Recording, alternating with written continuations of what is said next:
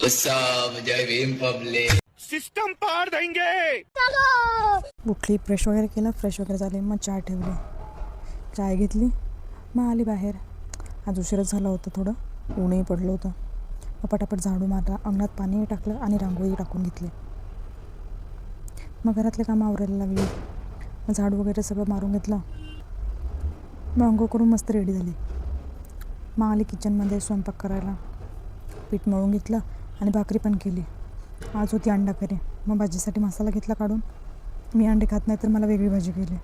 स्वयंपाक झाला होता तर गॅस वगैरे पण पुसून घेतला. मग माझे कपडे होते कालचे, तर ते पण मी धुवून घेतले. म्हटलं ती बाई कशी धुते कसे नाही तर. मग पटापट कपडे धुवून घेतले आणि सुकायला टाकले. मग जेवून घेतलं. जेवल्यावर थोडी थंडी वाजते. मग थंडी वाजत होती तर बाहेर बास टाकली आणि बसलो. तसं कुठं बसतं आहे तरी कामा हाताने. मग मेथीची भाजी होती तर ती निवडत बसली.